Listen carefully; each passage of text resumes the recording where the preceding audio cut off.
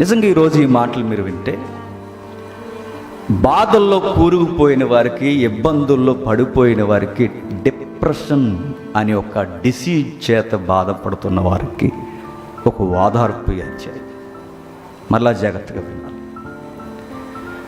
మానసికమైన క్షోభను అనుభవిస్తున్న వారికి, చెప్పుకోలేనంత భారం గుండెల్లో దాచేసుకున్న వారికి, వారిది ఏ విధముగా ఆ కష్టానికి వారికి సంబంధం లేకపోయినా ఆ కష్టం వచ్చి వాళ్ళ మీద అడిగిపోయిన వారికి, అంతా బాగుంది సవ్యంగా జరుగుతుందిలే అని కుటుంబం పచ్చగున్న కుటుంబంలో ఒక్కసారి బొగ్గుమని కుటుంబాలు రాలిపోయిన వారికి, ఒక్క మాటలో చెప్పాలంటే ఆరోగ్యం పోయిన వారికి, ఆర్థికపరమైన ఇబ్బందుల్లో కూరుకుపోయిన వారికి, స్పీకర్లోతు సమస్యల్లోనికి విరిగిపోయిన వారికి దేవుడు మాట్లాడుతున్న అధ్యాయం ఈ 38వ అధ్యాయం.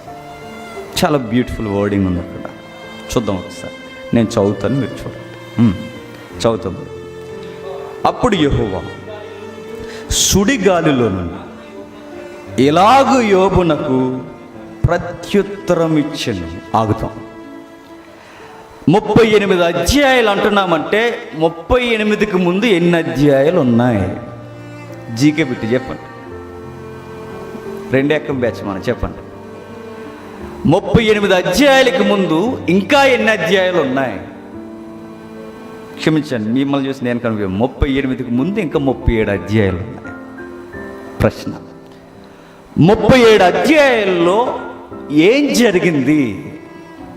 డిబేట్ జరిగింది, వాదోపవాదన జరిగింది. ఒక వ్యక్తికి కలిగిన శ్రమల్లో వాదార్పుకు బదులు మరింత ఊబులోనికి గెంటేడుగులో డిబేట్ జరిగింది. కొందరు దేవుని పక్షమున, మరికొందరు తమ బాధ పక్షమున. కొందరు దేవుని హెచ్చించువారు, మరికొందరు దేవుణ్ణి నాలో ఏదో లోపాలు ఎదికి నా మీద నీ శ్రమలు అనుగ్రహించాడని వాపోయేవారు. ఇప్పుడు నేను ప్రశ్న అడుగుతున్నాను, ఇందులో దేవుణ్ణి సపోర్ట్ చేసి డిబేట్ చేసేది ఎవరు? దేవుడే నన్ను ఎలా చేసేసాడని బాధపడేది ఎవరు? బాగా వినాలి.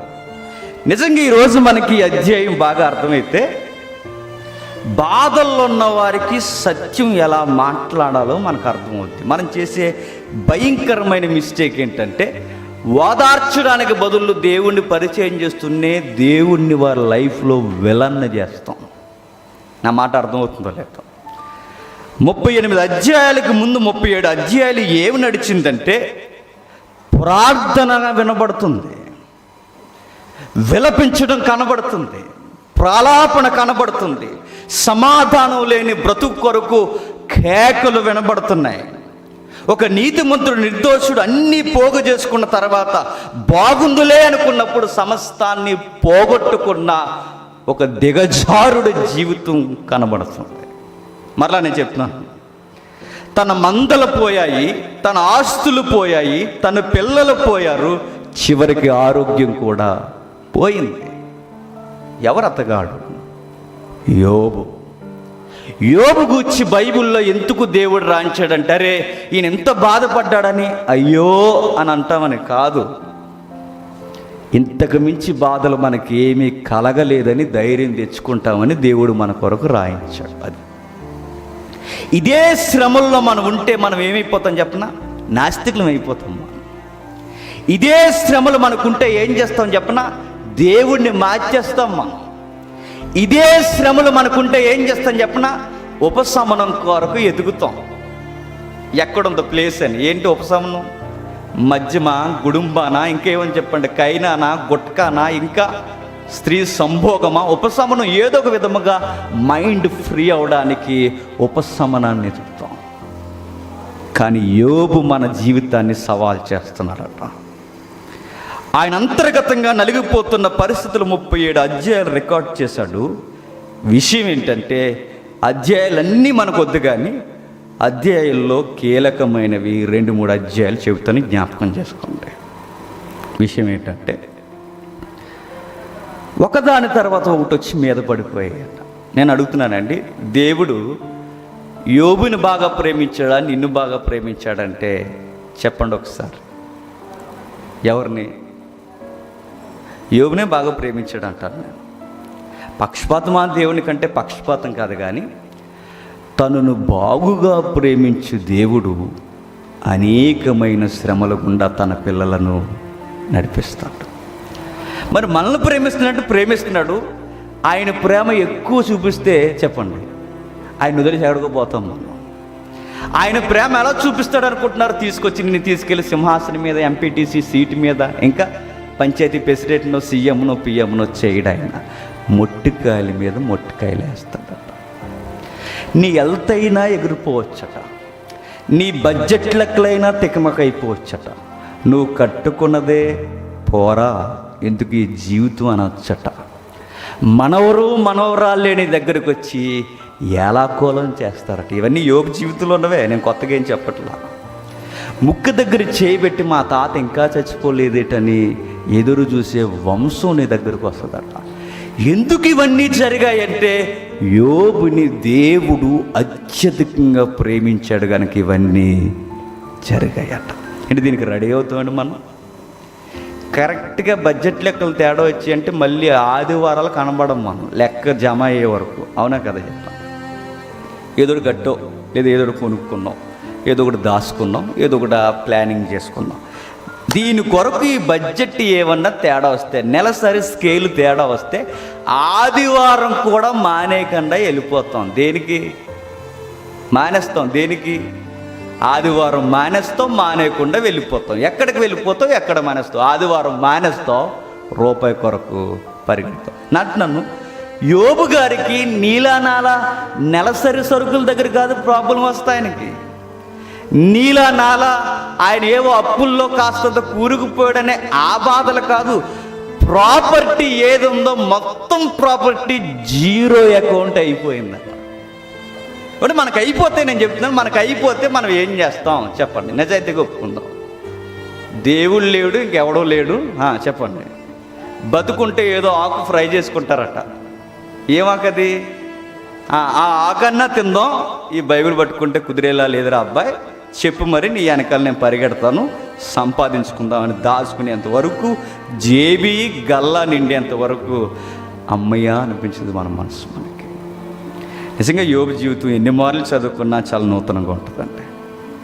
ఏమంటున్నాడంటే తనకి ఏమేమి ప్రాపర్టీస్ ఉన్నాయో అవన్నీ పోయంట. చూడండి ఎంత సంపద ఉందో చూడండి, చక్కటి ఇమేజ్లో. గొడ్డు గోద, ఆ ఎకరాలు ల్యాండ్ కనుసూపు మేర ఆ ఈస్ట్ కంట్రీస్లో యోబుని మించిన ఆస్తిపరుడు ఎవడు లేడని ఇంట్రడక్షన్ మనకు చెప్తుంది. ఆయన ఎంత సిరి సంపదలు కలిగినట్టే స్టిల్ ఎప్పటికీ గల్ఫ్ కంట్రీస్లో ఆ భూభాగాలలో యోబు అనే ఒక పేరెత్తితే ఆ ఏరియాలో ఆ ఏడాది సుమారు క్రీస్తు పూర్వం 3000 సంవత్సరాల క్రితం ఉన్నతమైన జీవితాన్ని అనుభవిస్తున్న ఈ ఏరియాలో పెద్ద మనిషి ఎవరంటే, మోతుబరు ఎవరంటే ఎవరి పేరు చెప్తారు? యోబు గారి పేరు చెప్తారు. నేను అడుగుతున్నాను, అన్నొద్దిగాని మనకి అందులో ఒక ఆవో గేదో ఉంటే నువ్వు ఆదివారం చచ్చిపోతావా? పట్టుకుని వెళ్ళిపోతావు. ఎక్కడికి? గడ్డికి. అది అన్నొద్దు. కానీ 4 గొర్రెలు ఉంటే నువ్వు వస్తావా?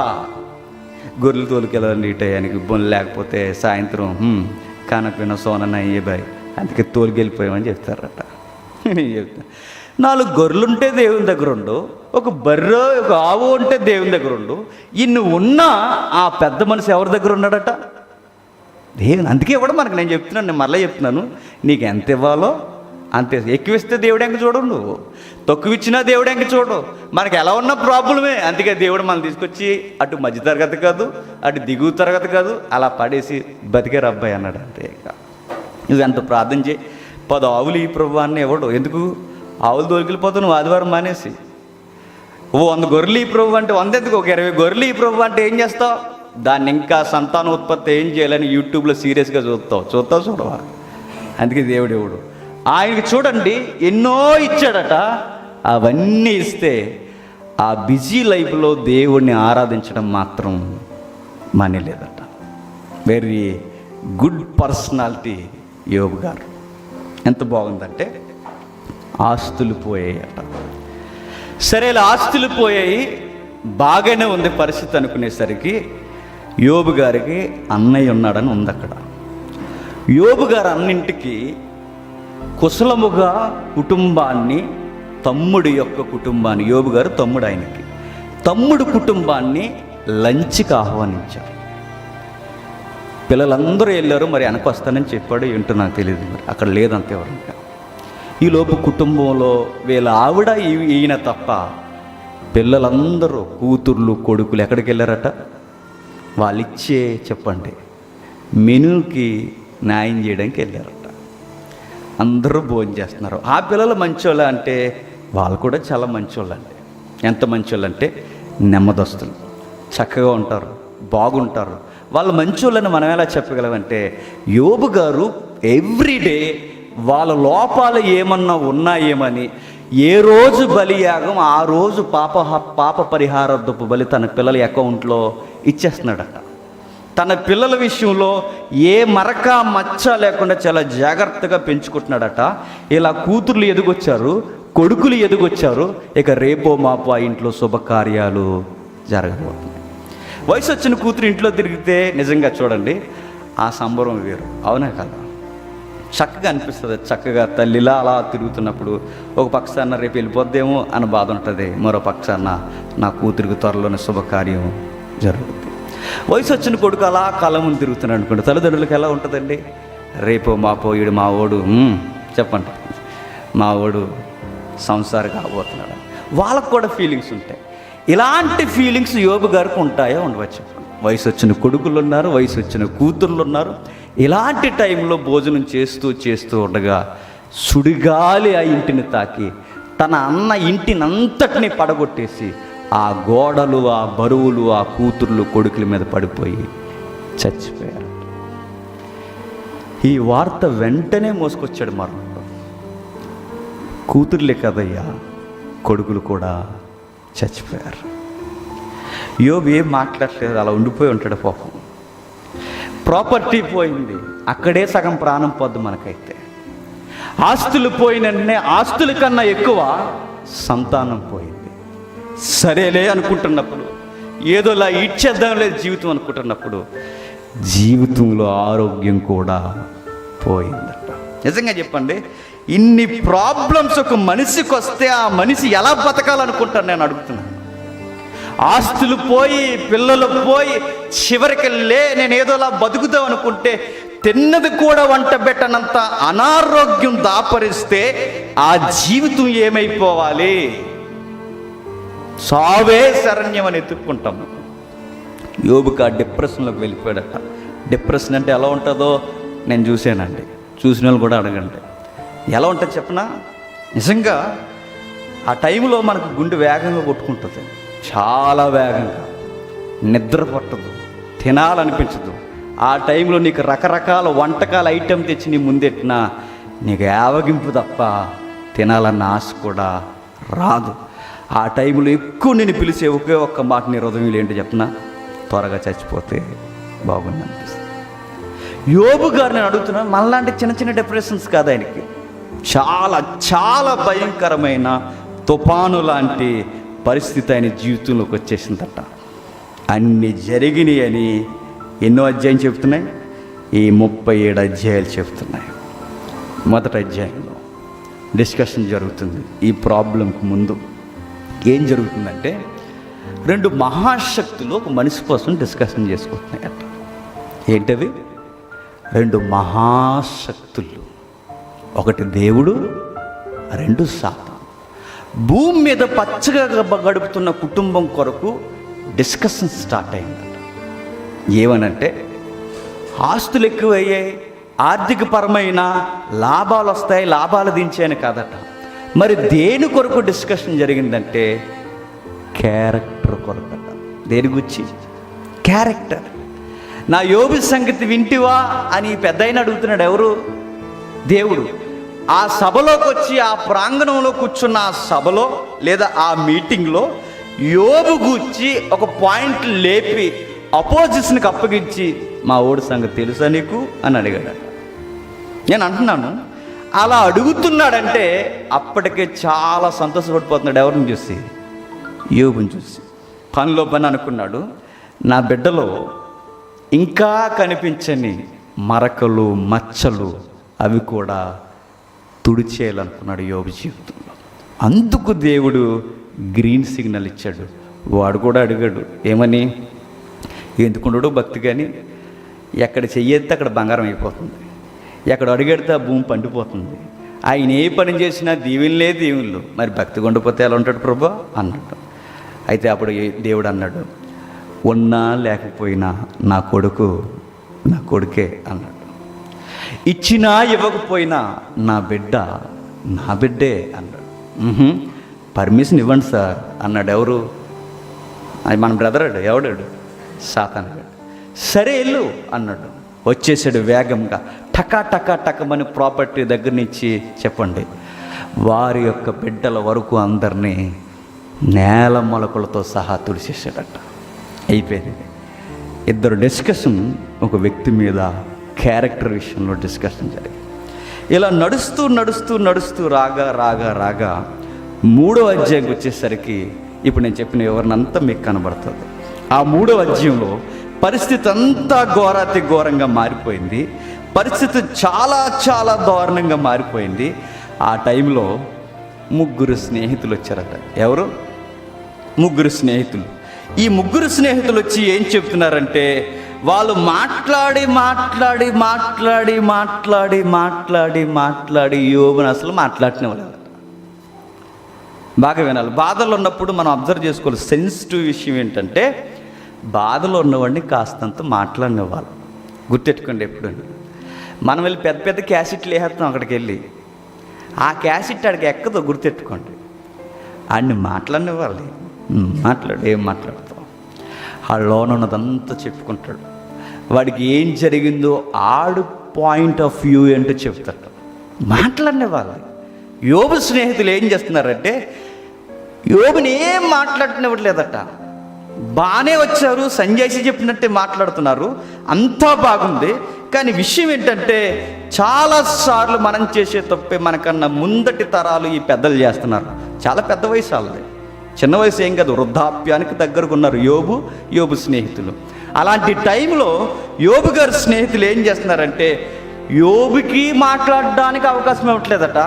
నెక్స్ట్ భయమైన మాట ఏంటంటే, దేవుడు మాట్లాడడానికి కూడా టైం ఇవ్వట్లేదట. అర్థమవుతుందా? యోబు మాట్లాడడానికి టైం ఇవ్వలేదట. సరే, ఈ పరిస్థితుల్లో దేవుడు ఏమన్నా మాట్లాడతాడా అని యోబు విశ్వ ప్రయత్నాలు చేస్తే ఆ దేవుడు మాట్లాడడానికి కూడా టైం ఇవ్వట్లేదట. మరి ఎవరు మాట్లాడుతున్నారంటే, దేవుని పక్షాన్ని 3 మాట్లాడేస్తున్నారట. యోబు ఏం చేసాడు కూడా వీళ్ళు 3 మాట్లాడారు. ఇంకా అంతా మాట్లాడేసేది ఎవరు? వీళ్ళు 3 మొత్తం మాట్లాడుతున్నారు. అలాంటి టైంలో చాలా బాధల్లోకి వెళ్ళిపోయాడు యోబు గారు. చాలా ఇబ్బంది పడుతున్నాడు. అన్ని పరిస్థితులు నడిచి రాగా 38వ అధ్యాయం జరకు వచ్చేసరికి సర్వోన్నతుడు మాట్లాడుతున్నాడు. ఇప్పుడు నేను అడుగుతున్నాను, ఇలాంటి టైంలో సర్వోన్నతుడు ఏం చెయ్యాలి? ఆరోగ్యం పోయింది యోబుకి. చూసారు ఎలా కూర్చున్నాడో? ఆ పెద్ద మనుషులందరూ పైన కూర్చున్నారు. అలా కూర్చుని దిగేలుగా ఉన్నప్పుడు భోజనం లేదు, పెట్టేవాళ్ళు లేరు. పోనీలే వాళ్ళ ఆవిడ అప్పుడప్పుడు వచ్చి క్యారేజ్ ఇస్తుందేమో అని అనుకుంటే, వాళ్ళ ఆవిడ ఏమనుకుంటుంది చెప్పినా, ఇంకా బతుకున్నాడేంటి అనుకుంటుంది. ఇంకా పోలేదేంటి, ఇంకా చచ్చిపోలేదని భారీ డైలాగ్ చెప్తుందట. నువ్వైతే బతుకున్నా కానీ నేనైతే ఎప్పుడో చెప్పండి చచ్చిపోదు, నీకు పౌరుషం లేదన్నట్టు మాట్లాడుతుందట. భార్య వలన కూడా ఆదరణ కాదు కదా నేను అనుకుంటున్నాను. భోజనం కూడా ఆయనకి లేదేమో. ఎందుకంటే బాగున్నప్పుడే కదండి భార్య మన వెనకాల జేబులో చేయటి తిరుగుతుంది. మన రోడ్డు మీద పడిపోయాం అనుకోండి, భార్య కూడా అంటది, ఆయన ఎవరో నాకు తెలియదు అంటది. ఖచ్చితంగా అంటారు. నువ్వు బాగా ఒక మంచి అన్ని పొజిషన్లో బాగున్నావు అనుకోండి, ఎవరనుకుంటున్నారు ఆయన? జేమ్స్ గారు ఎవరు అనుకుంటున్నారు? మా ఆయన అని చెప్తుంది. ఏమీ లేవు, జేమ్స్ గారు సిరిగిపోయిన బట్టలు, అరిగిపోయిన దుప్పట్లో మీద కప్పుకుని తిరుగుతున్నాడు అనుకోండి, ఆయన ఎవరో మాకు తెలియదు అని అంటారు. ఖచ్చితంగా అంటారు.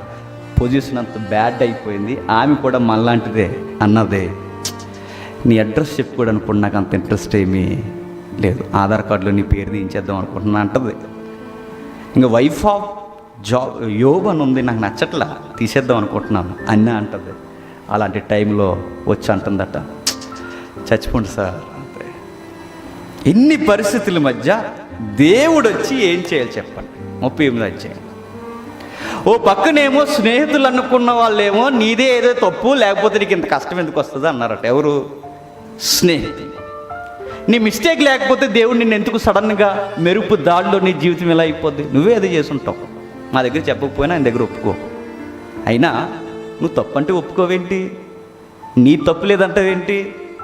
దేవుడే నిన్ను బాధ పెట్టేసి దేవుడే నిన్ను తొక్కేయాలని చూస్తున్నాడని దేవుని తప్పు పడుతున్నావా? దేవుడిని అన్నావంటే మాట మర్యాద ఉండదన్నారట. ఎవరు? దేవుని సపోర్ట్ వాళ్ళు. దేవుడిని అన్నావంటే మాట మర్యాద ఉండదు, నీ తప్పు, అది ఒప్పుకో అన్నారట. ఇన్ని ప్రశ్నల మధ్య, ఇన్ని బాధల మధ్య, వాళ్ళ ఆవిడ ఇబ్బంది మధ్య, అనారోగ్య పరిస్థితుల మధ్య బూడిదలో కూర్చొని బోరని ఏడుస్తున్నప్పుడు దేవుడు వచ్చాడు.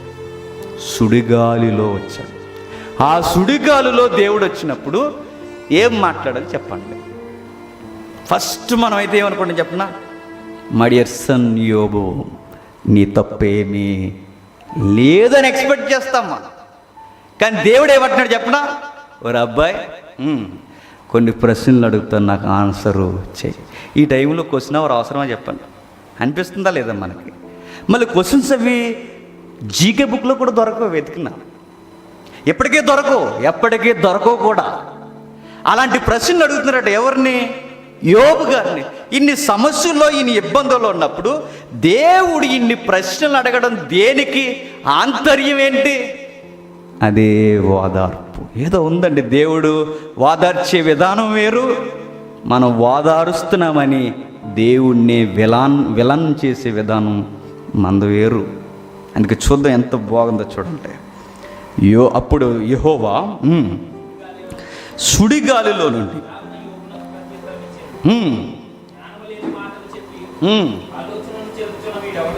జ్ఞానం లేని మాటలు చెప్పి ఆలోచన చెరుపుతున్న వీడెవడు? ఆగుదాం అక్కడ.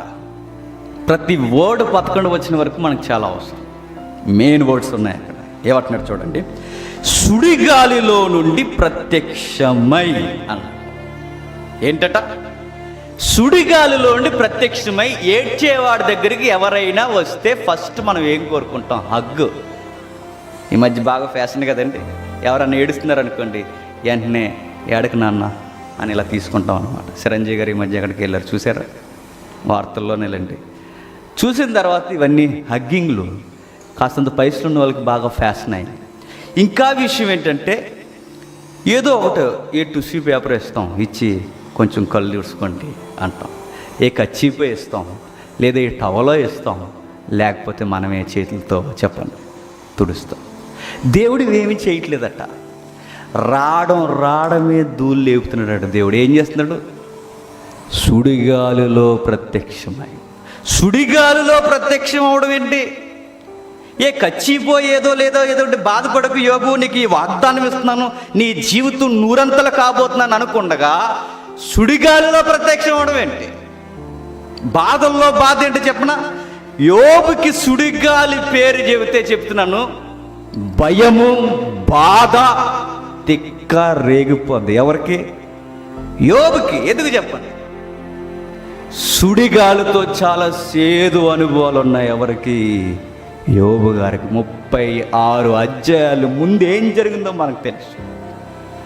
38, 37, 30 నుంచి అలా డౌన్ అవుతూ వెళితే ఆ 1వ అధ్యాయం ఈ ఖాతాలు వేసుకుంటే ఆ 2వ అధ్యాయంలో ఏం జరిగిందో మనకు తెలుసు. 1వ అధ్యాయంలో ఏం జరిగిందో చూడండి ఒకసారి. 1వ అధ్యాయం, సుడిగాలి చేత ఎన్ని సేదు అనుభవాలు ఉన్నాయి చూడండి ఇంకొకసారి.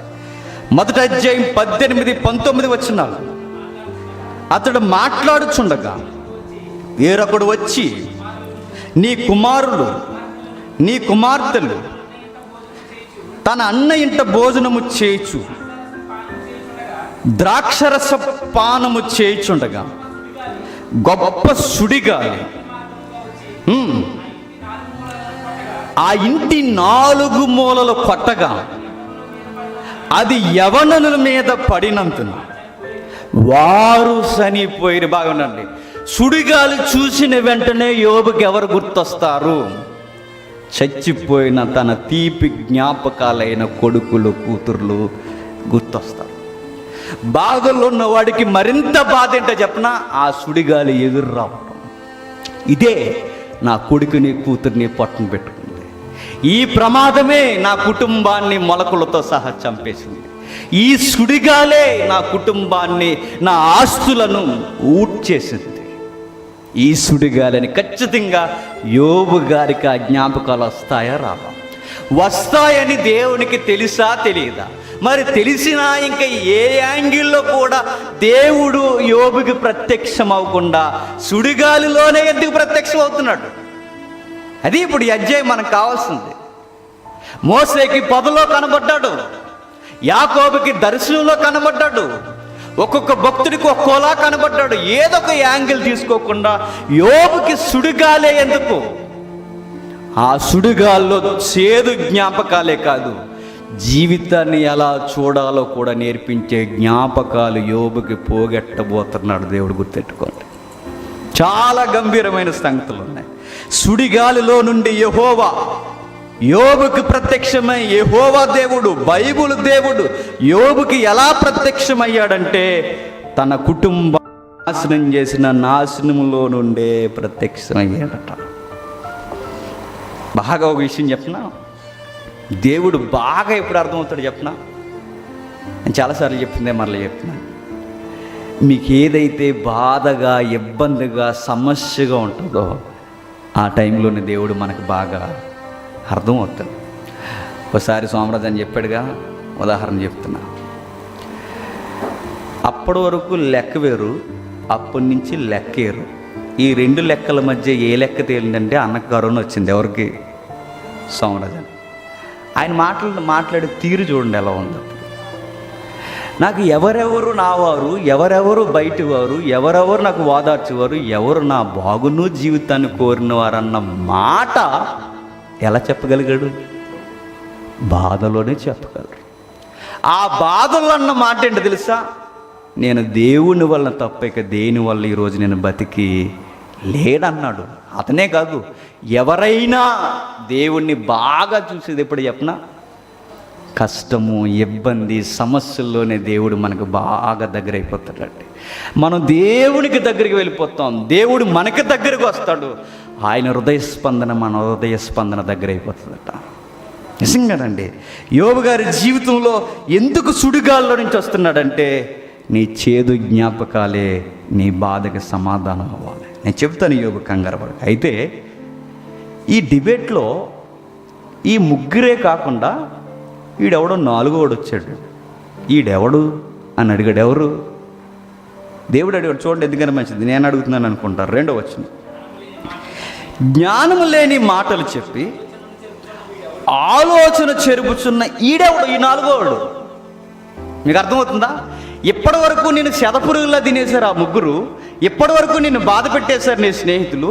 ఇప్పుడు వీడెవడో పెద్ద జ్ఞానం అనుకుని నీ ముందుకొచ్చి వీడెవడు, ఆలోచన లేని మాటలు చెబుతున్న వీడెవడు అన్నాడు. ఎవరో చెప్పనా? తన దృష్టికి తాను జ్ఞానిని అనుకొని ఎక్కువ మాటలు మాట్లాడుతున్న ఒక అమాయకుడు. దేవుని దృష్టిలో నేను చెప్తున్నా, తన దృష్టిలో తాను జ్ఞానం అనుకుని, తన దృష్టిలో తాను ఏదో అనుభవంతో మాట్లాడుతున్న మీ పెద్దోళ్ళకి ఏమీ తెలియదు, మీరు నోరు ముయ్యండి, నాకన్నా వయసును తప్ప నాకున్నంత అనుభవం మీకు లేదని బిల్డప్ కబుర్లు చెబుతున్న ఒక మధ్య వయస్కుడు. ఎక్కడో ఎద్దగాడు. 34వ అధ్యాయం 34వ అధ్యాయం చూద్దాం ఒకసారి. 34వ అధ్యాయం మొదటి వచనం నుండి. అప్పుడు ఎలీహు మరల ఎలాగూ చెప్పసాగను, జ్ఞానులారా నా మాటలు వినుడి, అనుభవశాలులారా నాకు సెవియొగ్గడి. చెవి మాటలను పరీక్షించి చూడండి. అతని ఫిలాసఫీ ఎలా ఉందో చూడండి. ఎవరైనా ఎలీహు. ఇంకా అడ్రస్ మనకు క్లియర్గా కావాలి అంటే 32వ అధ్యాయంకి వెళ్దాం ఒకసారి. యోబు తన దృష్టి యందు తాను నీతిమంతుడై ఉన్నాడని ఆ ముగ్గురు మనుషులు తెలుసుకొని అతనికి ప్రత్యుత్తరము చెప్పుట చాలించిరి. ఎంత క్లియర్ కట్టుకుందో చూడండి. మళ్ళా చదువుతాం. యోబు తాను దృష్టి యందు తాను నీతిమంతుడై ఉన్నాడని ఆ ముగ్గురు మనుషులు తెలుసుకొని అతనికి ప్రత్యుత్తరం చెప్పుట మానేశారు. యోబు గారికి ఓదార్పు ఇవ్వడం మానేశారట. ఎవరు? స్నేహితులు. ఎందుకు ఇవ్వడం మానేశారంటే వాళ్ళు ఏం చెప్తున్నారట? వాళ్ళు అంటున్నారట, నీదే ఏదో తప్పు ఉంది, లేకపోతే నీ కొడుకులు ఎందుకు చచ్చిపోతారు, నువ్వేదో పాపం చేస్తుంటావు అన్నారట. ఎవరిని అండి? ఈ మాటలు చాలాసార్లు మనం తోలుతుంటామండి. జాగ్రత్త. ఎవడి జీవితంలో నష్టం జరిగినప్పుడు మనం అనే ఘోరమైన పాపంతో కూడుకున్న మాట అండి చెప్పిన, నువ్వేదో చేసావురా అందుకని నీకు ఇలా జరిగిందంట. నేను చెప్తున్నాను, ఇలాంటి మాటలు భయంకరమైన ఆధ్యాత్మిక రోగాన్ని పుట్టిస్తాయి. గుర్తెట్టుకోండి. నువ్వెవరు ఎదుటోళ్ళు లోపాలు ఎత్తి నీకు ఇందుకే జరిగింది అనడానికి నువ్వు జడ్జివా? దేవుని పక్షాన్ని ఏమన్నా న్యాయవాదవా?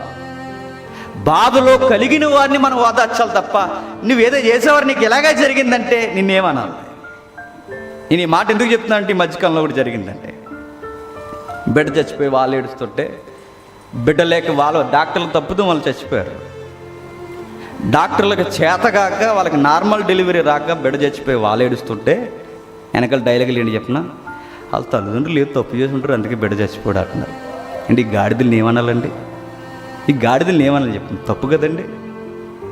వైద్యులకు చేతగాక ఆ బిడ్డని చంపేస్తే వాళ్ళు ఏదో నష్టం ఎదురు చూడకుండా వాళ్ళకి నిండు బిడ్డ చచ్చిపోతే వెనక మాట్లాడే మాట ఏంటంటే, వీళ్ళ తల్లిదండ్రులు చేసిన తప్పు పిల్లలు కొట్టిందట. పొండ్రా ఆ రచ్చబండ్లకు ఆ బజార్లోకి పోయి అక్కడ కూర్చున్నాడు సోదుకోవులు చెప్పుకోండి అంటాడు దేవుడిని అని చెప్తున్నాడు.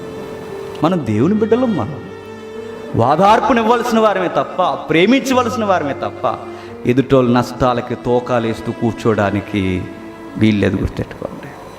వీళ్ళు అంటున్నారట, నీ దృష్టికి నువ్వు పెద్ద ఏ తప్పు లేదనుకుంటున్నావు, నీదే తప్పు, నువ్వు ఒప్పుకోకపోయినా, నువ్వు తప్పు చేసావు ఒప్పుకుంటూ ఒప్పుకోవద్దు లేకపోతే మానే అన్నారట.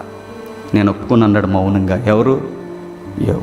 దేవుడు నన్ను టెస్ట్ చేస్తున్నాడు, ఈ పరీక్షలన్నీ నాకు పెడుతున్నాడు. నా ఆరోగ్యం పోయినా, నా ఆయుష్ తరిగిపోయినా, నా పిల్లలు పోయినా, నా పరిస్థితి ఘోరమైపోయినా నా దేవుడు సజీవుడు కనుక ఏదో చేస్తున్నాడు. చేయని, అనుభవిస్తా. ఇంకా ఏదో చేయని ఆయన అండర్లోకి నన్ను తీసుకున్నాడేమో, చేయని అని అంటుంటే వీళ్ళు అన్నారట, నీ తప్పు లేదని అంటున్నావంటే దేవుడిదే తప్ప అన్నారట. ఇవన్నీ అధ్యాయులు చదువుకుని ఇంటికి వెళ్ళిన తర్వాత కనబడతాయి. నీ తప్పు లేదంటున్నావంటే దేవుడు నిన్ను పరీక్షించి దేవుడు తప్పు చేశాడనా?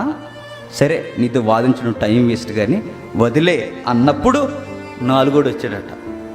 అతగాడి అడ్రస్ చూడండి ఎలా ఉందో.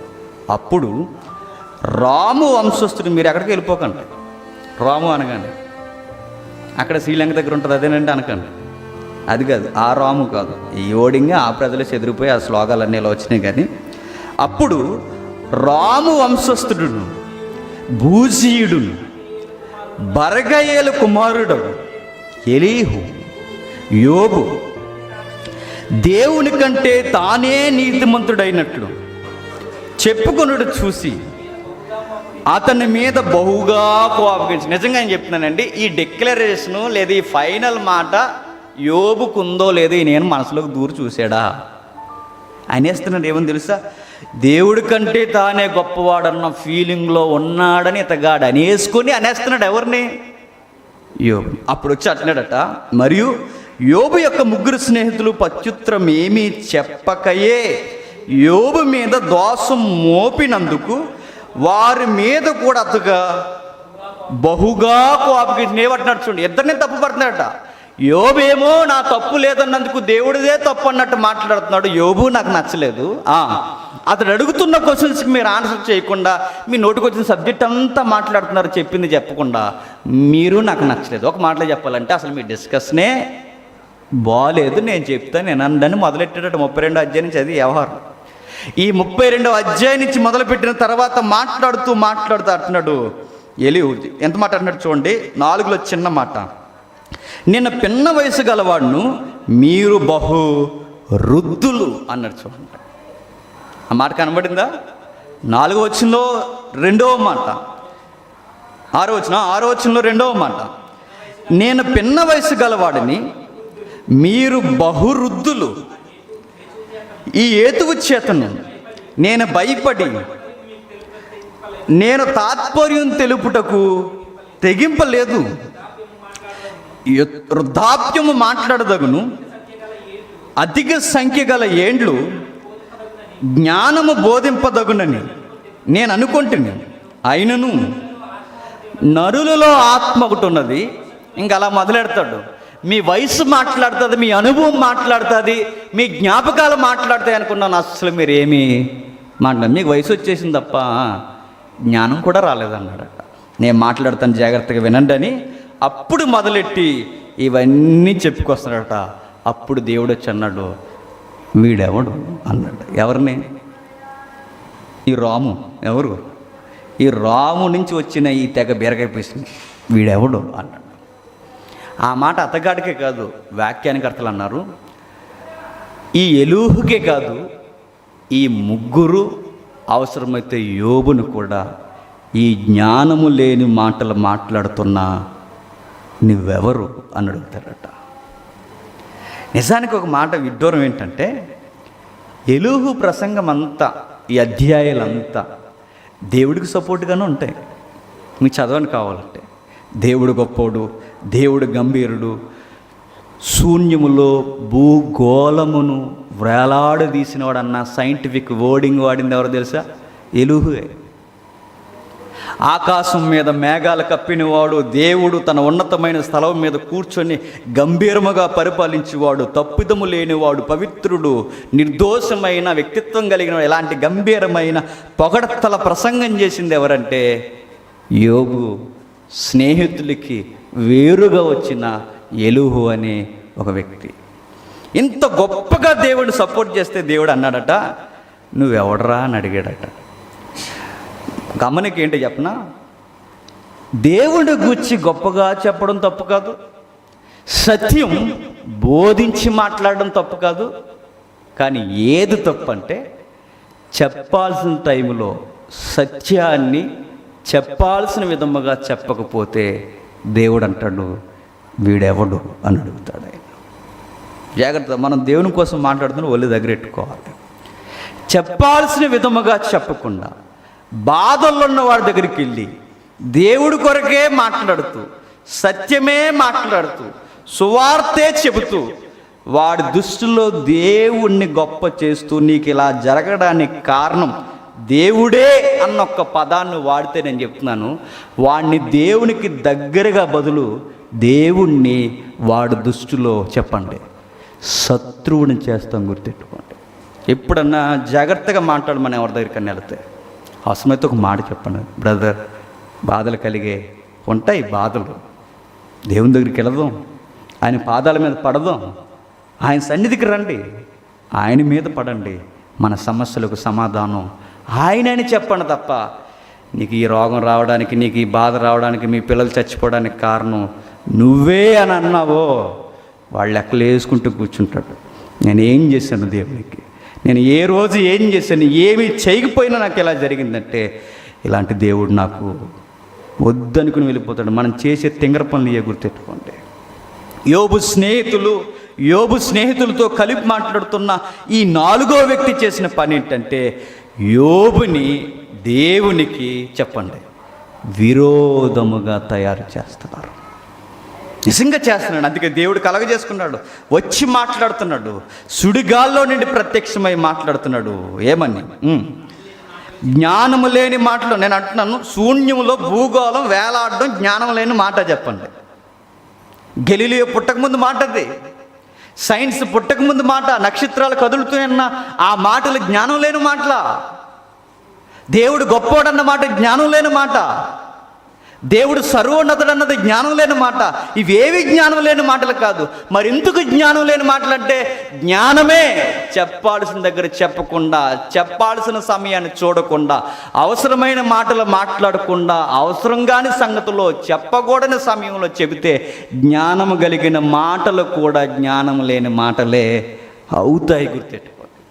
ఎలాగో చెప్పిన ఎగ్జాంపుల్, పుట్టినరోజు కార్యక్రమానికి వెళ్ళి చచ్చిపోయిన వాళ్ళ కోసం మాట్లాడామనుకోండి, ఇంక నిన్ను ఏమనాలి? నిన్ను దేవుడు అంటాడు, ఎవడు రేడు జ్ఞానం లేని మాటలు చెప్తున్నాడు అంటాడు. అంటే పుట్టినరోజు కార్యక్రమానికి మనం వెళ్ళినప్పుడు పుట్టుక కొరకు, పుట్టుక కొరకు, వారి యొక్క సంతాన ఉత్పత్తి కొరకు, దేవుని బాధ్యతల కొరకు చెప్పాలి, ఫ్యామిలీ రిలేషన్ కొరకు చెప్పాలి. అలా చెప్పకుండా పుట్టినవాడు గిట్టక తప్పదు, గిట్టినవాడు పుట్టక తప్పదు, ఇందు మూలంగా సోకింపవలదు అన్న తాత్పర్యం మీరు బాగుగా ఎరగవలను. బైబిల్ కూడా చెప్తుంది అన్న అనుకో, నువ్వు పోరా ఇక్కడి నుంచి అంటారు. ఖచ్చితంగా అంటారు. మనుషులుగా మనకే తోస్తుందే సమయానికి ఏది మాట్లాడాలో అది మనకు తెలియకపోతే నువ్వు చెప్పేది సాగు కబుర్లు నిజమే, మనుషులు సస్తారన్నది నిజమే, పోతారన్నది నిజమే, అన్నీ నిజమే. కానీ ఆ సమయానికి అవి జ్ఞానం కలిగిన మాటలు అనిపించుకో.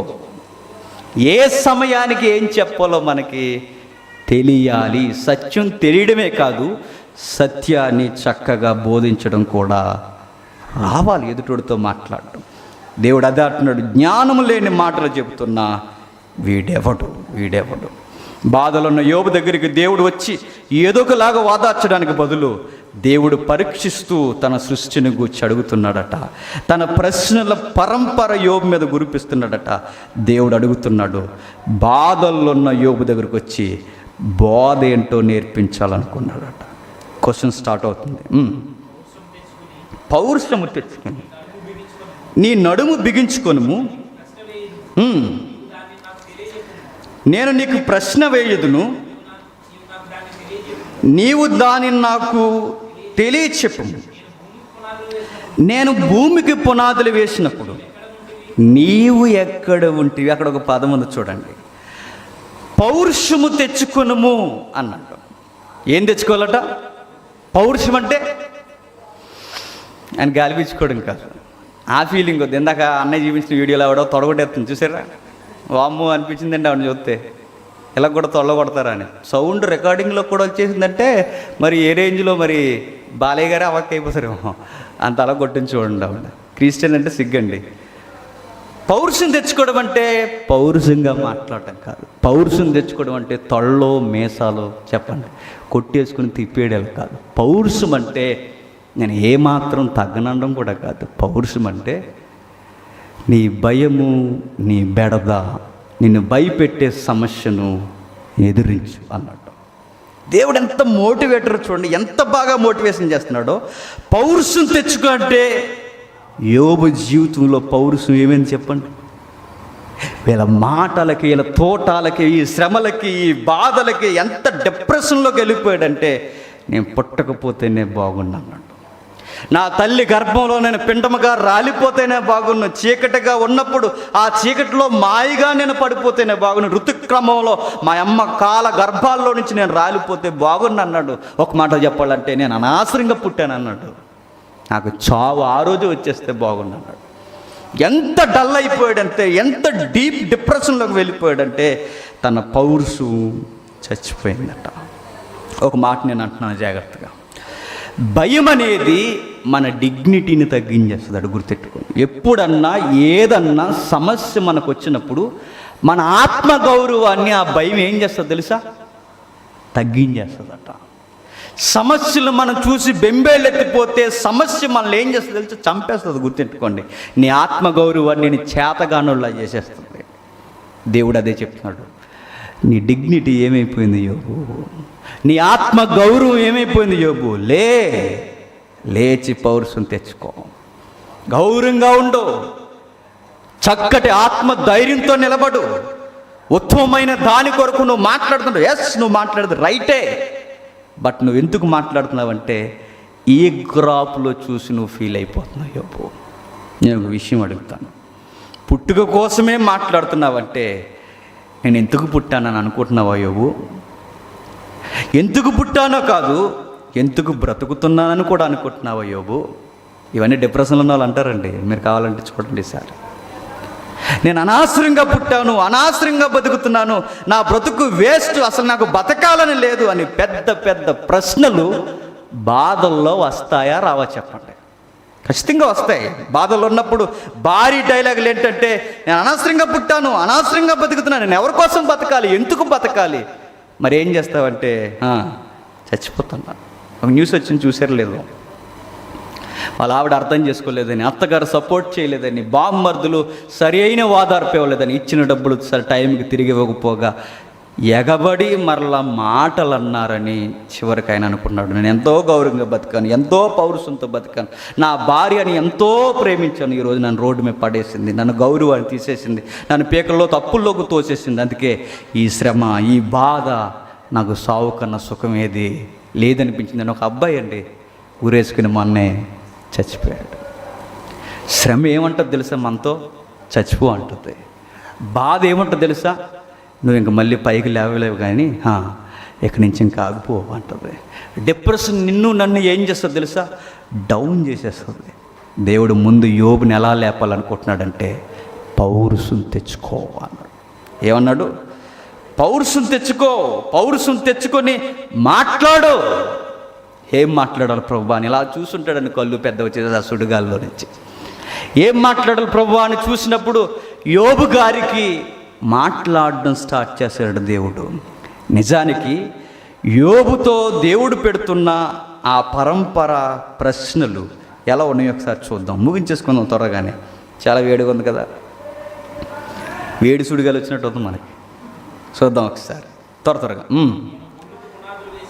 నేను భూమికి పునాదులు వేసినప్పుడు నీవెక్కడ ఉంటివి?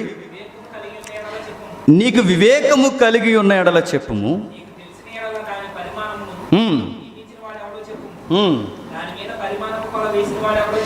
దాని మీద పరిమాణపు కొల వేసిన వాడెవడో చెప్పుము. దేనితో కట్టబడినవో చెప్పుము. ఆగుదాం ఒకసారి, ఆగుదాం. కొన్ని పదాలు ఉపయోగిస్తున్నాడు చూడండి. బాధల్లో ఉన్న యోబు దగ్గరికి వచ్చి ఫస్ట్ మనం అనుకున్నాం కచ్చీపో తుడుచుకోవడానికి టిష్యూ పేపర్ ఏదో ఇస్తే బాగున్నాం, అది ఎలాగా జరగలేదు. నెక్స్ట్ ఏం చేయాలి? దేవుడు గనక ఆయన టిష్యూ ఎందుకు ఇస్తాడు అనుకుంటాం మనం, ఆయన దగ్గర కచ్చీపులు ఎందుకు ఉంటాయి అనుకుంటాం మనం. మరి దేవుడు ఏం చేయాలి? చెప్పండి. డోంట్ వరీ యోబు, నీ ఆస్తు నూరింతలు అవునుగాక అంటే బాగుంటుందో బాగోదు చెప్పండి. అంటే బాగుంటుంది. ఆయన అంటలేదు. ఆయన వచ్చి అంటున్నాడు భూమి ఎప్పుడు పుట్టిందో నీకు తెలుసా అన్నాడు. ఎవరిని? యోబు అంటున్నాడు నేనెందుకు పుట్టానో నాకే తెలియట్లేదు, భూమి ఎందుకు పుట్టిందో నన్ను ఎందుకు అడుగుతున్నా ప్రభువా అని కళ్ళు పెద్దవి చేసుకుని చూసుంటాడండి యోబు. నా పుట్టికే ఏంటి ఇలా అయిపోయిందని నేను అనుకుంటే భూమి ఎప్పుడు పుట్టిందని నన్ను అడుగుతున్నా ఏంటని అనుకోడండి. ఇప్పటివరకు ఏళ్ళు తినేశారు, ఇప్పుడు నుంచి ఇంక బతుకునిగా నువ్వు నన్ను ఏంటి ప్రభువా అని అనకపోయినా ఆ సూపుల్లో ఆ జ్ఞాపకాలు, ఆ మాటలు అనిపించవా చెప్పండి? ఖచ్చితంగా అనిపిస్తాయి. కానీ దేవుడు ఏదో నేర్పిస్తాడు. దేవుడు ఊరికే ఏ మాట అనడు. ఆయన అంటున్నాడు చూడండి, భూమికి పునాది వేసినప్పుడు నీ ఉంటివా? భూమికి పునాది వేసినప్పుడు. ఎవరో ఒక పెద్ద మంచి మాట అన్నట్టు. దేవుడట యోబు నువ్వు ఏదో అనుకుంటున్నావు, నేను నిన్ను ఎంత బాగా చూస్తున్నానంటే ఈ సృష్టి యొక్క క్రమాన్ని గూర్చి, ఈ సృష్టి యొక్క నడకను గూర్చి, దీని గూర్చి డిస్కషన్ చేయడానికి, నాతో సంభాషణ చేయడానికి, నిన్ను గౌరవముగా నాతో సంభాషణ చేయడానికి నిన్ను ఆహ్వానిస్తున్నాను. నీ చుట్టూ మాట్లాడుతున్న మాట జ్ఞానము లేని మాటలు. నేను ఎంతగా ప్లేస్ ఇస్తున్నానంటే నువ్వు నాతోనే డిస్కషన్ చేయడానికి రమ్మంటున్నాను. నీ డిగ్నిటీ అది అన్నాడట. ఎవరిని? యోబుని. నువ్వు నాతో డిస్కషన్ చేయి. ఎందుకు కృంగిపోతున్నావు? ఎందుకు బాధపడిపోతున్నావు? ఎందుకు అలా అయిపోతున్నావు? నేను ఎంత గౌరవిస్తున్నానంటే నీ విశాలమైన మనసును నేను గౌరవిస్తున్నాను, నీ వ్యక్తిత్వాన్ని నేను గౌరవిస్తున్నాను, నీకు ఇవ్వాల్సిన ప్లేస్ నేను ఎంత ఇస్తున్నానంటే నాతో డిస్కషన్ చేయి. నేను డిస్కషన్ చేసేది చిన్న చిన్న విషయాలు, నీ సంసారం, నీ గొర్రెలు, నీ గొడ్డు గోద పిల్లలు, ఇవి కాదు. నేను చేసే డిస్కషన్ ఏంటో తెలుసా? ఈ అనంత విశ్వం ఎలా నడుస్తుందో నీతో నేను మాట్లాడుతున్నాను. నీకు ఎంత ప్లేస్ ఇచ్చానో తెలుసా యోబు అని యోబుకి అర్థం అవ్వాలట. ఎంత బాగుందో చూడండి ఆ మాట. ఇప్పుడు ఇక్కడ కూర్చునే మనల్ని, అరుగుల మీద కూర్చునే మనల్ని రేపు పొద్దున పార్లమెంట్కి రమ్మన్నారు అనుకోండి, ఎలా ఉంటుందండి? పార్లమెంట్కి ఇక్కడ కూర్చుని మనం, ఈ అరుగుల మీద కూర్చునే మన రేపు మిమ్మల్ని జేమ్స్ గారు పార్లమెంట్కి ఆహ్వానించారండి, మరి మోడీ గారు మీకు ప్రత్యేక పిలుపు అనగానే ప్రసంగం చేసిన లేదా పార్లమెంట్లో తర్వాత చేసి ముందు పార్లమెంట్కి వెళ్తున్నాం అనగానే సెల్ఫీ రెడీ అయిపోద్ది మనకు. అక్కడ పార్లమెంట్ రేపు అక్కడ అని చెప్పుకోం. మెంబర్ ఆఫ్ పార్లమెంట్ వెళ్ళిన వారి దగ్గర కూర్చుంటున్నాం ఇక్కడ అని అనుకుంటాం. ఒక పార్లమెంట్లోకి వెళ్ళడమే చాలా ఘనత. అలాంటిది పార్లమెంట్లో డిస్కషన్ అంటే దేవుడు ఎంత ప్లేస్ ఇచ్చాడంటే యోబుకి, మాట్లాడుకుందామా కొంచెంసేపు మనసిప్పి అన్నాడు.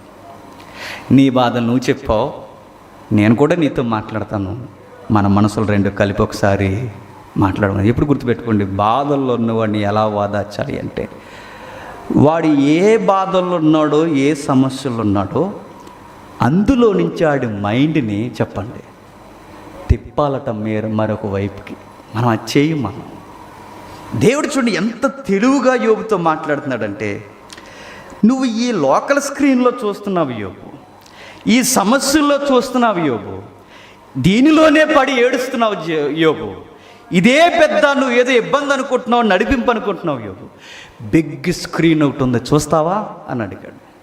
విశాలమైన ఒక స్క్రీన్ ఉంది చూస్తావా, ఇదంతా ఎలా జరుగుతుందో ఒకసారి ఆలోచిస్తావా, బ్రైట్గా ఒక్కసారి నీ కళ్ళు పెద్ద వచ్చేసి చూడు, జీవితం అంటే ఏంటో నీకు బాగా అర్థమవుతుంది అన్నాడు. నిజంగానండి దేవుడు వాదార్చే విధానం అద్భుతం, అద్భుతం, ఎంతో అద్భుతం. అంటే భూమికి పునాది వేసినప్పుడు నీవు ఉంటివా అన్నాడంటే, యోబు చెప్పకముందే నీకు నాకు తెలుసు ఏమని లేడని. నేను మరలా అడుగుతున్నాను, నీ ఉంటివా అన్నాడంటే నువ్వు లేవని. భూమికి పునాది వేసినప్పుడు లేవు, సముద్రానికి తరంగాలు లేసినప్పుడు, సరిహద్దులు వేసినప్పుడు లేవు, ఉదయ నక్షత్రాలు ఏకముగా కూడి పాట పాడుతున్నప్పుడు, భూమికి పర్వతాలు పునాదులుగా వేస్తున్నప్పుడు లేవు, జలాలు అగాధాలు పొత్తుగుడ్డల్లా నేను చుడుతున్నప్పుడు నువ్వు లేవు. ఒక్క మాటలో చెప్పాలంటే, రోజు ప్రారంభము అంతమవుతున్నప్పుడు నీవు లేవు. ఒక మాట అంటున్నాను, ఉంటివా అన్నదే రిపీట్ అవుద్దా 11 వచనాల్లో. భూమి పుట్టినప్పుడు ఉంటివా, భూమికి పునాది వేసినప్పుడు ఉంటివా, సముద్రము పుట్టినప్పుడు ఉంటివా, సముద్రానికి అడ్డుగడలు పెట్టినప్పుడు ఉంటివా, ఉంటే చెప్పు ఉంటివా అని అడుగుతున్నాడంటే నువ్వు లేవు, నువ్వు చెప్పలేవు. మరి ఎందుకు నన్ను అడుగుతున్నావు ప్రభు అంటే, నీకు మాట చెప్పాలి యోబుడే అన్న. ఈ ప్రశ్నల గురించి నేను ఎందుకు అడుగుతున్నానంటే, భూమి కోసమో, సముద్రం కోసమో, పగల కోసమో, పర్వతాల కోసమో, ఆకాశాల కోసమో, జలాల కోసమో కాదు. నువ్వు బాధల్లో ఏవైతే మాట్లాడావో అవే మాటలు నీతో నేను బాగా వినాలంటే ఇంక ముగించేసుకుంటాం. నువ్వు బాధల్లో ఇవే మాటలు ఉపయోగించావు యోబు, నీకు గుర్తుందో లేదో. నువ్వేమీ మాట్లాడావు తెలుసా? నీ బాధ కోసం ఏం మాట్లాడావు తెలుసా? నువ్వు అన్నావు, నేను పుట్టకపోతే బాగుండాలి. నేనంటున్నాను, అసలు భూమి అనేది పుట్టినప్పుడు నీ ఉంటివా అని. భూమి ఉండాలనుకున్నాను, భూమి మీద నువ్వు ఉండాలనుకున్నాను, నువ్వు నా కోసం ఉండాలనుకున్నాను. ఇన్ని అనుకున్న నేను ఇన్ని సమస్యలు నీకు వచ్చేసరికి ఉండనంటున్నావే, ఇది నీకు తగునా అని అడిగాడు. చూడండి ఎంత బాగుందో చూడండి. మా అన్న కన్నీళ్ళు వస్తున్నాయి. చదువుదాం ఒకసారి, చదువుదాం మాట ఒకసారి చదవండి. చదువు. ఉదయ నక్షత్రములు ఏకముగా కూడి పాడుతున్నప్పుడు దేవదూతలందరూ ఆనందించి జయధ్వనులు చేసినప్పుడు వాటికి మూలరాతిని వేసినవాడు ఎవడు? ఒకసారి ఆలోచించు. ఈ భూమి, సముద్రాలు, ఒకసారి నీ మైండ్ డిప్రెషన్లో నుంచి నువ్వు బయటికి రావాలంటే యోబు నీకు ఒక సలహా ఇస్తున్నాను, నేచర్ని ఒకసారి చూడన్నాడు. నిజంగా ఒక సలహా ఏంటి చెప్పనా? ఎప్పుడన్నా మనకు బాధలు కలిగినప్పుడు, లేదా కరోనా అందరికీ సమానమైన బాధ వచ్చింది, అందరికీ కరోనా వచ్చినప్పుడు, ఎప్పుడైనా మీ చుట్టూ ఉన్న ప్రకృతిని మీరు అలా అబ్జర్వ్ చేశారా లేదా? అలా సాయంకాలం వేళ, ఉదయం వేళ వెళ్ళినప్పుడు చూడండి, ఉడతలు చెట్లు మించి అలా దూకుతూ, కుందేళ్ళు అలా పరిగెడుతూ, ఆ పచ్చని ఆ పొలాల మధ్య, పైరు మధ్య చక్కగా ఆ తుమ్మెదలు, ఆ సీతాకోక చిలకలు, చల్లటి గాలులు ఇవన్నీ వేస్తున్నప్పుడు మీకు ఒక ప్రశ్న రావాలి. ఈ ఎగురుతున్న పక్షులకి, ఈ ఉడతలకి, ఈ చిన్న పక్షులకి, వీటికి ఏం లేదు, కరోనా లేదు. కరోనా ఎవరికుంది చెప్పండి? నీకుంది, నాకుంది.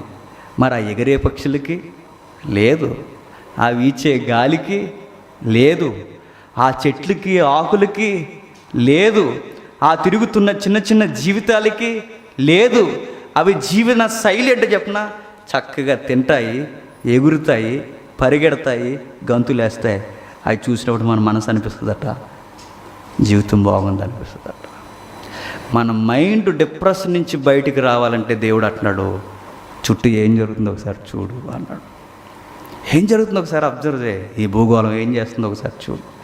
నేను మరలా సలహా ఇస్తున్నాను, మీకు ఎప్పుడన్నా మైండ్ బాగోకపోతే బైబిల్ చేత పట్టుకుని ప్రశాంతంగా పచ్చని వాతావరణం మధ్యకి వెళ్ళి కాసేపు అలా కూర్చోండి, చుట్టూ ఏం జరుగుతుందో చూడండి. సినిమా ఫీలింగ్ కాదు ఇది, దేవుడు చెప్పింది. ఒకసారి చూడండి, ఆయన సృష్టి క్రమాన్ని అలా చూడండి.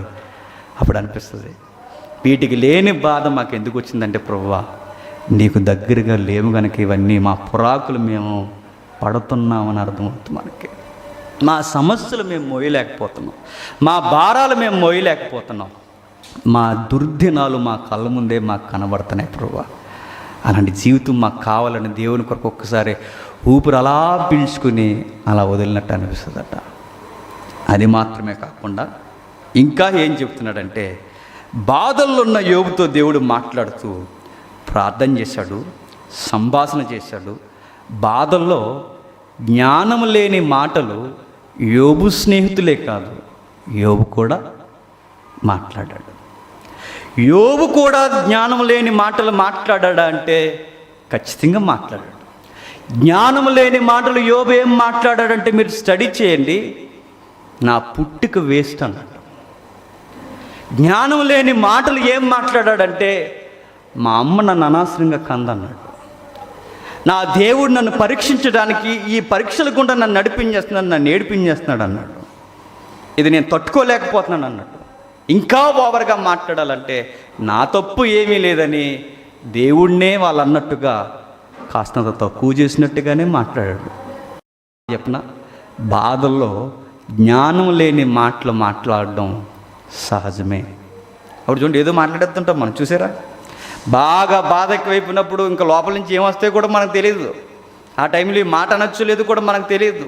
ఇంక ఎంత మాట వస్తే అంత మాట మాట్లాడేస్తాం. ఆ బాధ అలా ఉంది. కానీ యోబుని దేవుడు తప్పు మాట్లాడేవనే కన్నా మాట్లాడింది ఏదో మాట్లాడే కానీ క్వశ్చన్ అవర్ పెట్టుకుందాం అన్నాడట. మాట్లాడుతున్నాడు, ఎందుకు ఈ చీకటి గూర్చి, అగాధాన్ని గూర్చి, భూమి పుట్టుకుని గూర్చి ఎందుకు మాట్లాడాడంటే మీరు చదవండి. మొదటి అధ్యాయంలో యోబు మాట్లాడింది నేను చెబుతున్నాను, ముగించుకుందాం. భూమి పుట్టుక కోసం మాట్లాడినప్పుడు యోబుకి తెలియాలట. 3వ అధ్యాయంలో ఏం మాట్లాడి తెలిసి 3వ అధ్యాయం ఇంటికి వెళ్ళినారు, చదవండి. నేను పుట్టడం వేస్ట్ అన్నాడు, అగాధం ఉండడం బెస్ట్ అన్నాడు, చీకటి రాలిపోవడం బెస్ట్ అన్నాడు. ఆ 3వ అధ్యాయంలో కొన్ని మాటలు చెప్తాను చూడండి. సుమారు 6 సార్లు దినము వ్యర్థం అన్నాడట. ఎవరు? యోబు. సుమారు 3 సార్లు రాత్రి కొరకు మాట్లాడాడు, చీకటి కొరకు మాట్లాడాడట. సుమారు ఆ అధ్యాయంలో అంధకారం కొరకు 5 సార్లు మాట్లాడాడట. వెలుగు కొరకు 6 సార్లు మాట్లాడాడట.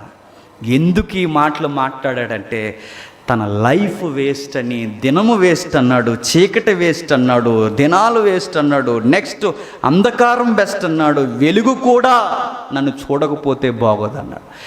ఏ పదాలైతే బాధల్లో మాట్లాడాడో యోబు, ఇక్కడ నేను ముగించేస్తున్నాను, ఏ పదాలైతే యోబు మాట్లాడాడో అవే పదాలతో 38లో దేవుడు ప్రత్యక్షమై అవే క్వశ్చన్లు అడుగుతున్నాడు. ఎవరిని? యోబుని. 3వ అధ్యాయానికి 38వ అధ్యాయానికి దేవునికి యోబుకి చాలా సంబంధం ఉంది. ఏముందంటే గుర్తుపెట్టుకోండి, యోబు అంటున్నాడు పుట్టుక కొరకు మాట్లాడినప్పుడు దేవుడు అన్నాడు భూమి పుట్టక మునుపు, అంటే భూమి పుట్టక మునుపు ఎలా ఉంది చెప్పండి? ఆదికాండం ఎలా ఉంది? భూమి నిరాకారంగాను శూన్యముగాను ఉందట. ఎలా ఉంది? భూమి నిరంకారంగాను శూన్యముగా ఉంది. సముద్రం లేదు, సృష్టి లేదు, చీకటి లేదు, వెలుగు లేదు, అంధకారం. ఏముందంటే ఒక్క మాటలో చెప్పాలంటే చూడ్డానికి ఏమీ లేదు. యోబు నీకు మాట చెప్తున్నా, నువ్వన్న మాటలే చెప్తున్నాను, నువ్వెత్తిన మాటలే నేను మాట్లాడుతున్నాను. నిరాకారమైపోయిన ఈ సృష్టికి, నిరాకారంగా ఉన్న ఈ సృష్టికే సృష్టించి మరలా ఇంత అందంగా నేను చేశానంటే నిరాకారమైపోయిన నీ జీవితాన్ని కూడా మరలా నేను అందముగా మారుస్తాను యోబు అని ఆన్సర్ చేస్తున్నాడు. చూడండి, నువ్వు అయిపోయింది అనుకుంటున్నావేమో, మరలా ఏమీ లేని దగ్గర నుంచి భూమిని తెచ్చాను, చీకటిలో నుంచి వెలుగును తెచ్చాను, వెలుగులో నుంచి దినాన్ని తెచ్చాను, సృష్టిలో అనేకమైన అద్భుత కార్యాలు చీకటి జలముల మధ్య కూరుకుపోయిన దాని దగ్గర నుంచి నేను లేపాను. సృష్టినే ఏమీ లేని దగ్గర ఎంత బాగా నేను చేశానంటే, యోబు గుర్తెట్టుకో, నిరాకారం అయిపోయిన నీ జీవితంలో, ఓడిపోయిన నీ జీవితంలో, కూరుకుపోయిన నీ జీవితంలో, అయిపోయింది అనుకున్న నీ జీవితంలో, ఇక లేను అనుకున్న నీ జీవితంలో కూడా నేను అద్భుతం చేయబోతున్నాను. ఇది నీకు తెలిస్తే చెప్పు అన్నాడు. అక్కడ ఒక మాట అన్నాడు, ఉంటివా ఉంటివా ఉంటివా అన్నాడంటే, భూమి శూన్యముగా ఉన్నప్పుడు, నిరాకారంగా ఉన్నప్పుడు నువ్వు లేవు, మరెవరున్నారు? నేనున్నాను. అగాధాలు పుడుతున్నప్పుడు, పుట్టక ముందు నువ్వు లేవు, నేనున్నాను. చీకటి పుడుతున్నప్పుడు నువ్వు లేవు, నేనున్నాను. వెలుగు ప్రారంభమవుతున్నప్పుడు నువ్వు లేవు, నేనున్నాను. నేను మరలా చెప్తున్నాను, ఆ రోజు అక్కడున్నాను, ఈరోజు ఎక్కడున్నాను, నీ జీవితంలో ఉంటాను. రేపొద్దున్న నువ్వు ఉన్నంతకాలం నీతో నేను ఉంటాను యోబు అన్నాడు. నీతో నేనుంటాను. ఆ రోజు అక్కడున్న నేను ఈరోజు ఎక్కడుండి చెప్తున్నాను, ఎల్లకాలం నీతో నేను ఉంటాను. అప్పుడు అన్నాడు యోబు ఏమని తెలుసా? నా దేవుడు సజీవుడు అన్నాడు. నా దేవుడు సజీవుడు, ఆయన ఎల్లప్పుడూ ఉండేవాడు, నాతో నిత్యము ఉండేవాడని యోబు ఎలుగెత్తి మాట్లాడిన మాట. దేవా, తెలియక నా బాధలే ఏదో అనుకున్నాను, ఇవే ఇబ్బందులు అనుకున్నాను, తప్పు చేసి తిని నన్ను క్షమించు అన్నాడు. దేవుడు ఎంత డిఫరెంట్గా డిప్రెషన్లో ఉన్నవాడిని బయటికి లాగాడంటే, చిన్నగా చూడక లైఫ్ అంటే బ్రాడ్గా చూడు, బిగ్ ఇమేజ్లో చూడు, జీవితం అంటే ఏంటో అర్థమైపోద్ది. ఏంటో చెప్పిన, అక్కడున్న నేను, సృష్టిని నడిపిస్తున్న నేను, శ్రమల్లో, ఇబ్బందుల్లో, ఇరుకుల్లో ఉన్న మిమ్మల్ని కూడా నేను నడిపిస్తాను యోబు. నీ జీవితం అనేక మందికి పాఠం కావాలి. ఆ బ్యాచ్ ఏరి అని అడిగాడు. ఏ బ్యాచ్? ఈ నలుగురేరి. అక్కడ అలా ఆ సుడిగాలికి ఎక్కడో జారబడిపోయి ఉంటారు. ఎవరు? ఆ ముగ్గురు. ఏ గోడకో అక్కడ ఎక్కడో ఎగిరిపోయి ఉంటారు. అర్జెంటుగా వాళ్ళందరినీ ఇలా తీసుకురా, వీళ్ళందరి నిమిత్తము నేను చాలా కోపిస్తున్నాను. వెంటనే దేవుడు యోబుతో మాట్లాడినప్పుడు దేవుడు అన్నాడట, దేవునికి ఇష్టమైన మాట యోబు స్నేహితుల కొరకు, తన కొరకు మాట్లాడిన దోషాల కొరకు దేవుని దగ్గరికి వచ్చి బలిచ్చి వారి పాపాన్ని కడిగేసుకున్నారట. ఎంత బ్యూటిఫుల్ బుక్ అంటే యోబు గ్రంథం. ఒక హేతువాద దృక్కోణంలో, ఒక సంసార జీవితంలో, ఒక చదరంగం లాంటి ఒక ఒంటరి జీవితంలో, డిప్రెషన్లోకి వెళ్ళిపోయిన వ్యక్తితో దేవుడు కలుగజేసుకుంటే లైఫ్ ఎలా ఉంటుందంటే నిలువెత్తు సాక్ష్యం యోబు. దేవుడు, నేను మరలా చెప్తున్నాను, ఇప్పటికే మీ జీవితాల్లో ఏమన్నా అయిపోయినా డోంట్ వరీ. ఇప్పటికే మిమ్మల్ని తినేసినా నో ప్రాబ్లం. ఇప్పటికే మీ లైఫ్ అయిపోయింది, ఇంకా పూడ్చుకోలేనంత అగాధం నా జీవితంలో ఏర్పడిందన్నా ఏమీ బాధపడకండి. ఎందుకో చెప్పనా, ఏమీ లేని దగ్గర నుంచి అంతటినీ తెచ్చిన ఆ దేవుడు అయిపోయిన నీ జీవితంలో మరలా నూతన సిగురులు ఉద్భవింపచేయగలడు. ఆయన దగ్గరకు వచ్చేయండి. ప్రయాసపడి భారాలు, దుఃఖాలు ఈడుస్తున్న మనం అన్నీ తెచ్చి ఆయన దగ్గర పడేసి ఆయన దగ్గరికి వెళ్ళిపోదాం. మరలా మనకు ఒక న్యూ లైఫ్ ఆయన మనకి ఇస్తాడు. చివరిగా 3 పాయింట్లు చెప్పి నేను ముగిస్తాను. దేవుడు కొన్నిసార్లు వాదార్పుని దీవెనల ద్వారా ఇవ్వడట, వాదార్పుని ఆశీర్వాదం వాగ్దానాల ద్వారా ఇవ్వడట, వాదార్పుని ప్రశ్నల ద్వారానే ఇస్తాడట. రెండవ మాట, మనం పడే బాధలో ఉంటే దేవుడు ఆ బాధని చూడకుండా ఆయన అంటాడట, బాధ వైపు చూడకు, నా వైపు చూడు, నేను చెబుతున్నాను, నేను ఎలా ఉన్నాను నీకు అర్థమైతే నీతో ఎప్పుడు నేను ఉంటానని చెప్తాడట. మరో మాట, మన మీద మనకే గౌరవం తగ్గిపోయినప్పుడు, నా లైఫ్ వేస్ట్ అనుకున్నప్పుడు దేవుని దగ్గరికి రండి. దేవుడు చెప్తున్నాడు, పౌరుషం తెచ్చుకోండి అన్నాడు. డౌన్ అయిపోకండి, పౌరుషం తెచ్చుకోండి, ఆయన దగ్గరికి రండి, మీ డిగ్నిటీ పెరుగుద్ది. యోబుతో మాట్లాడిన దేవుడు, ఆయన భాషా విధానం, పుట్టుక, చీకటి, అంధకారం, వాటిలో నుంచి దేవుడు మాట్లాడు. ఈరోజు నేను అంటున్నాను, నీతో నాతో కష్టము, కన్నీరు, ఇబ్బంది, సమస్యల్లో నుంచి దేవుడు నీతో నాతో మాట్లాడదాం స్పష్టంగా. సుఖాలే వద్దు ప్రభువా, మా జీవితంలో అప్పుడప్పుడు మొట్టికాయలు కూడా ఇయ్యి, మాకు ఇంకా బాగా అర్థమవుతాం. అంగీకరిద్దాం, శ్రమలను సంతోషంగా స్వీకరిద్దాం. యోబు వలె దేవునికి దగ్గరగా జరిగిపోయి దేవుణ్ణి, ఈ సృష్టిని ఎంజాయ్ చేద్దాం. ప్రార్థన చేసుకుందాం. ప్రేమగల తండ్రి, కృపగల దేవ, యోబు గ్రంథం తండ్రి, మా కొరకే, మా జీవితాలను ఓదార్చడానికే శ్రమల గుండా మీ బిడ్డలను నడిపించారేమో. వారి బాధ తండ్రి మా బాధలను తొలగించడానికి, వారి కష్టము తండ్రి మాకు పాఠాలు నేర్పడానికి, వారి జీవితాలు మరింత వెలుగుమయంగా మాకు మార్చడానికి తండ్రి మమ్మల్ని కూడా ఆదరించండి. సృష్టిలో శూన్యం ఉన్నప్పుడు మీరున్నారు, నిరాకారంగా ఉన్నప్పుడు ఉన్నారు తండ్రి. మా జీవితాలు నిరాకారంగాను, శూన్యముగాను, అంధకారంగాను, అగాధముగాను మారిపోయిన తండ్రి మా దగ్గర కూడా మీరున్నారు. మా జీవితాన్ని కూడా తండ్రి అద్భుతమైన సృష్టిగా మీరు మార్చగలరు. మమ్మల్ని మార్చండి.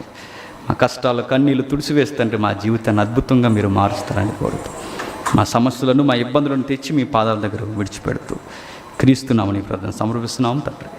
ఆమేన్.